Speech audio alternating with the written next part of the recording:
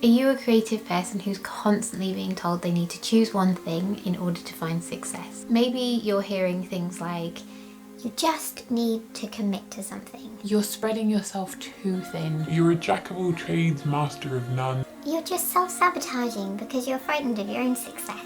And maybe while you would absolutely love to take that advice and just find something to commit your creative career to, you try and nothing ever sticks, and that leaves you in this perpetual cycle of shame that you can't stick to anything and constantly believing that you're doing something wrong. But what if there isn't anything wrong with you? What if you're just a multi-passionate creative person who has a wide range of talents and interests and passions? Maybe you've just been given all of the wrong advice, so you're not actually able to work to your strengths and find a way to create that is sustainable for you without becoming boring. In this video, we're going to be looking at 6 signs that you might be a multi-passionate creative to help you let go of that shame and instead celebrate who you are. Start to find what actually does work with your brain so that you can thrive as the creative wonder being of ideas, passions and projects that you're meant to be. And I really do understand what it's like. In the last 16 years of being an artist, I can't actually count the number of times people told me just to choose one thing. And oh, how I tried. But no matter how much I tried to throw myself into specializing, it never took very long before I ended up bored or completely lacking in motivation. Or I was just secretly working on different art projects or starting new businesses that I found more exciting and more interesting. But for many years, this did keep me in a perpetual state of pivoting, like less pivoting and more like a spinning top that never stops, like in Inception. And that did mean that I was constantly overwhelmed, struggling to bring in the money that I needed to make to pay my bills, often fighting burnout and convinced that all of that was completely my own fault. It was really only when I started to understand my own multi-passionate creativity and how that related to the inner workings of my unique brain that things started to change for me. And I finally was able to build a business where I didn't actually have to choose one thing, and instead I was able to build a rich, multifaceted creative practice where my many different skills and interests became a strength instead of a flaw. So now I put all of my experience into working as a creativity coach for multi-passionate, deep-feeling, very sensitive creative whirlwinds. So to help you work out if that's the right path for you too, let's move on to the first sign that you're a multi-passionate creative, which is that you've always had lots of different creative passions and interests. Since you were a child, you've probably always had loads of different interests and hobbies. So for example, when I was little, I loved drawing, I loved writing, I loved making music, I loved dressing up, but I also loved collecting all sorts of things like stones, shells, thimbles, even the broken ends of coloured pencils. And I think a lot of people would say, like, children are just curious and it's totally normal for children to have all sorts of different interests. But I think the difference here is that that has carried on into adulthood for you. I still have lots of collections. I've moved on to things like books, but then all of a sudden my love for fossils will have a resurgence and I'll find myself wanting to collect ammonites again. So I'd love to hear in the comments, what did you love doing as a child, and have any of those things stayed with you today? I think what happens for a lot of people is their interests are like a funnel, and when they're little it's quite wide, and as they get older it tends to get more and more focused. And that's what the education system does too. So it really does encourage us to move towards being a specialist, somebody who excels or is focused on one particular topic or area and has the recognition and the expertise that we associate with being a specialist. So people who are specialists might still have hobbies, but what they probably don't have is multiple passions that they feel very strongly about. Some of us love all sorts of things and want to do pretty much everything because we love learning. Barbara Scher called us scanners, and she said that for some people there would be a few things that they came back to over and over again, whereas for others it was more scattered and their interests went across a wide range of things. For me, what's been really helpful over the years is beginning to think of my creativity like a patchwork quilt. If I had a patchwork quilt in front of me, it would be very difficult for me to just be told, choose one of these panels and cut it out and only look at that, because I would be like, but we've lost so much. We had a whole quilt and now we've got one little panel of fabric. And that's how it's always felt, that It all has to become together, and it's actually weaving and growing into this really beautiful thing over time. It's impossible to choose because all of those things feel like they're connected and they feel like they're part of a bigger picture. Which leads us to the second sign that you might be a multi-passionate creative, which is you really struggle to choose one thing out of your many passions. It sounds really simple, doesn't it, when people say to us, just choose the one or two things that you're most interested in and focus on that. We live in a specialist focused society, and people will push us towards choosing one thing or niching down because there are real tangible advantages to doing that. Our system is designed for specialists, and people assume that's the easiest way for us to have success. But when you try to choose, you end up losing all interest, and that's problematic because our creativity is dependent on our intrinsic motivation, the motivation that comes from within us to keep us engaged so we can overcome challenges, so we continue to work on things and we can get things made. An example of how this worked for me was that I would have an idea, so I would make the website or do the branding for something, but I wouldn't do the actual work to market it. Or I would tell myself when I discovered something I was enjoying that I was going to make it into a big series, but I wouldn't actually make the series. I would only make 3 or 4 of these images, and then instead of being able to celebrate these images that I really liked, I would constantly feel guilty and ashamed that I hadn't completed the series. Because if choosing makes you feel like you're trapped or boxed in, or it's sucking your creative motivation out of you, then you'll do 2 things. You'll either stop making, or you're going to move on to something that you find more exciting, more engaging, and gives you back your creative spark.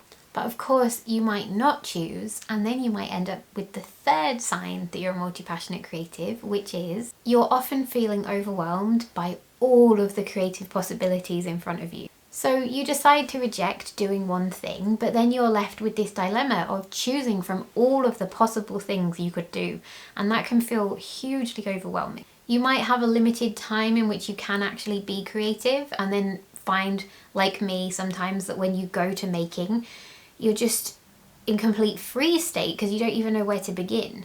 You end up trying to do everything all at once and, of course, getting nowhere. I always think of it as a little bit like when you start to clean somewhere that you haven't cleaned for a while, and you've kind of lived with all this stuff around you, and all of a sudden you begin to see everything. You start seeing every cobweb, every mark on the wall, every little stain on the carpet, and you're like, how have I possibly been living here with all of this happening? That's what it feels like when all of your creative projects that have been in the back of your brain, kind of working away, building up in your imagination, are suddenly in your headspace. They all want your attention, and it's crowded and you can't concentrate. Especially seeing all of your half-finished projects, I think, leaves people frozen with this kind of indecision paralysis, because they want to do new, exciting things, but they feel they should actually finish the things that they've already started.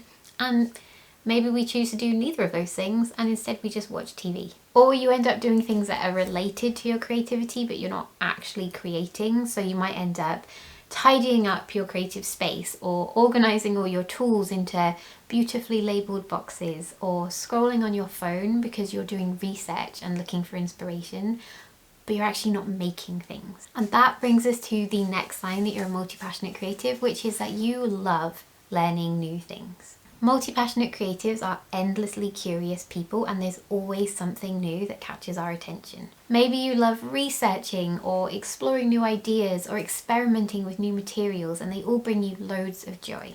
You probably have books and courses and DIY kits and saved tutorials on a dozen different things that you want to learn. Because learning fuels your creativity, and it's a big part of what makes you feel alive. I think it's really important that we celebrate this love of learning in multi-passionate creative people, and remember that whilst sometimes it might feel like we're just learning and never doing, often these things are percolating somewhere inside of us, and they come out forming new connections, new ideas, because we've got such a wide pool of inspiration. We're actually making things that are more unique and original. But when we're making, we come to the next sign that we're a multi-passionate creative, which is that you get very, very excited by new projects. I love starting new projects. It's my absolute favourite part of the process. I love getting the new idea. I love doing all the research. I love, the hours spent on Google sourcing materials and working out how I'm going to actually make this thing, watching tutorials, maybe getting my planning systems out. I love imagining what this thing is going to become. The thing is, when you're multi-passionate, often in the beginning phase, everything feels like it is the thing that you could do forever. And it can be a bit difficult when that isn't the case, because every project feels at the beginning like this beautiful adventure, but you do end up in the place that is our next sign that you're a multi-passionate creative, which is you struggle to get things finished. So you've been working on a project and it's going wonderfully, but then something happens that gets in the way. So maybe there's something in your life that comes along that you have to spend time on, or you're busy with work, or a new project comes along and you'd actually much rather do that one instead. For a lot of us who are multi-passionate creatives, the middle part of a project is the bit where things get a bit slower. Maybe we encounter something that we don't really understand, or it's a bit harder than we expected. There's something we need to source that we can't afford, or we're not sure how to, or we've just lost that excitement and that momentum that made the first bit so easy breezy, and now we've got to plod on so that we can get to the hardest part of our project, the end. We have a tendency to jump to new things when we're losing momentum, and that then reignites our creative energy. We feel excited again, we get to have that wonderful sense of flow, but we're kind of leaving a trail of unfinished projects in our wake, and that can really knock our self-esteem and make it difficult for us to develop our creative careers, because ultimately we do need to finish projects in some form so that they can be shared and seen with the world. It can leave us looking back on that trail of half-finished projects and just wondering why it's so hard for us to finish things. Now, this doesn't mean I believe all artwork has to be perfect and finished, but I do think there's a difference between doing things in a very loose and intuitive way and kind of moving through that way of working quite quickly versus being somebody who starts projects, gets bored, and then abandons them and feels a little bit guilty and embarrassed about that. So now you might be thinking, well, that just sounds like ADHD. And I think it's important that we address that. So you can be multi-passionate and ADHD. I am, but they aren't necessarily the same thing. So in my experience of my own art practice and working with neurodivergent clients, I would say a multi-passionate creative practice does tend to be the most fulfilling way that an artist who's ADHD can approach their work. And that's something I want to explore further in other videos. So I know that ADHD for me can bring real challenges, like really struggling to do tasks that don't interest me, getting easily distracted, hyper-focusing on things and then completely forgetting to look after my other needs or commitments, massively underestimating how long things are going to take, difficulty with prioritizing tasks, struggles with memory, emotional regulation, like there's a lot of things. But I believe it brings strength with it too, like thinking about things in new and original ways, being very passionate about the things that I care about, having loads of energy and enthusiasm for the things that excite me, and rapidly processing thoughts and ideas. So I'm sure that these are part of why I love being a multi-passionate creative. I love learning new things. I love generating ideas. I love exploring and experimenting with new materials and imagining the possibilities of what my creativity could be.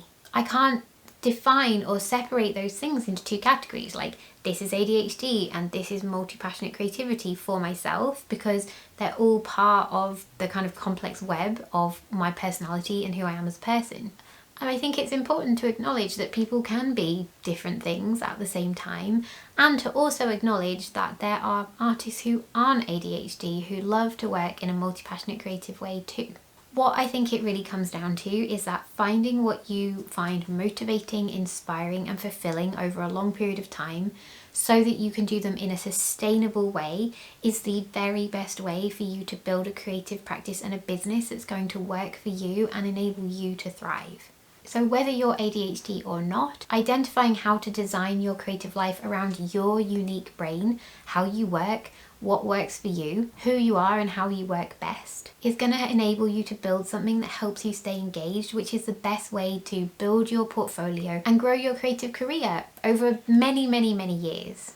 Basically, something that works for somebody else might not work for you at all. And I know from many years of experience and working as a coach that really you're better investing that time into understanding who you are, and then you're able to find the tools and materials and strategies that are actually going to help you, rather than constantly trying to change yourself into somebody who can use the things that work for other people. So I hope that you found this useful and interesting, and I would love to hear in the comments below which of these 6 signs do you identify most strongly with, or were there any that surprised you? And if this has been helpful to you, then you might want to check out my free workshop, Multi-Passionate Creative Momentum, which you can get access to by following the link in the description and joining my mailing list. Thank you so much for being here and sharing your time with me today, and until I see you next time, good luck with your own creative adventures. Bye bye.